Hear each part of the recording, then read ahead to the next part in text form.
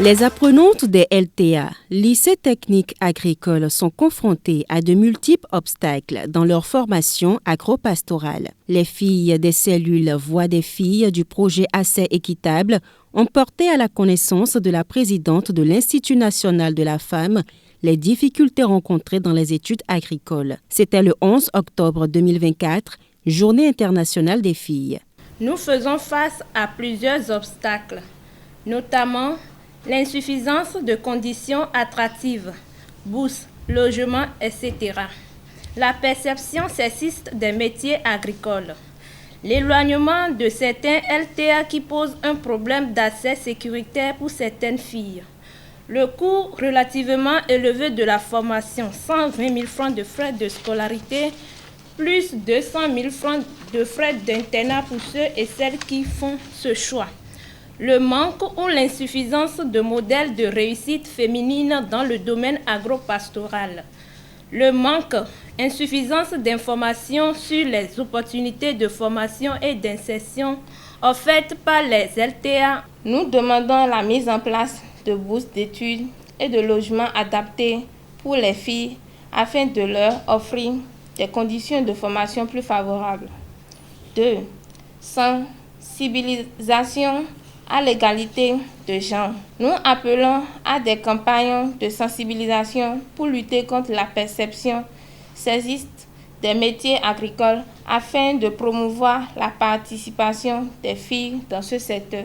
Nous sollicitons la création de cadres et d'environnements sûrs pour faciliter l'accès aux lycées techniques agricoles. Nous exigeons le renforcement des mesures de protection contre les violences basées sur le genre, incluant des programmes de sensibilisation et un soutien psychologique accessible. Nous, apprenants des lycées techniques agricoles, souhaitons exprimer notre désir de vous avoir comme porte-voix. Nous croyons que votre soutien et votre engagement peuvent amplifier notre voix et faire attendre nos préoccupations au niveau national. Vive les filles du Bénin! Vive les filles des lycées techniques agricoles du Bénin! Félicitons ses hôtes pour cette démarche. La présidente de l'Institut national de la femme a accepté la mission de porte-voix des apprenantes des LTA. Vous avez parlé de mesures de protection renforcées contre les VBG et notamment de sensibilisation et de soutien psychologique. Je peux vous dire que l'Institut national de la femme est la structure la plus compétente pour vous assurer cela. Nous allons intégrer cette demande particulière dans nos activités et surtout nous allons partager avec l'ONG APTECTRA et les cellules qu'il y a au sein de vos établissements tout ce qui a trait au texte de loi. Je vais programmer une visite spéciale dans ces lycées techniques agricoles pour un entretien avec vous en présence de vos enseignants. Et pour les questions relatives aux conditions attractives, je vous promets que je transmettrai au ministère en charge des enseignements secondaires, techniques et de la formation professionnelle. Je transmettrai vos doléances et nous verrons ensemble, eux particulièrement, moi pour accompagner, quelles dispositions peuvent être prises pour apporter des réponses.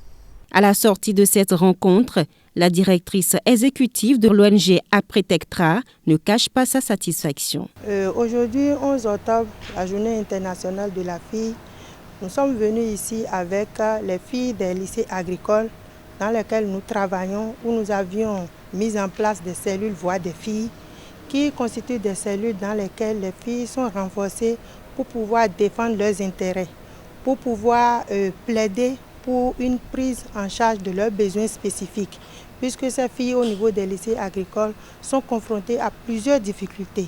Et nous avons compris qu'il fallait aller vers la présidente de l'Institut national de la femme pour qu'elle puisse nous accompagner à entendre la voix des sans-voix, que sont ces filles qui apprennent au niveau de ces lycées agricoles. Le projet Accès équitable mis en œuvre par l'ONG APTECTRA et son co-requérant MRJC Bénin dans 10 lycées techniques agricoles du Bénin bénéficie du soutien de Oxfam Denmark dans le cadre du programme EOL.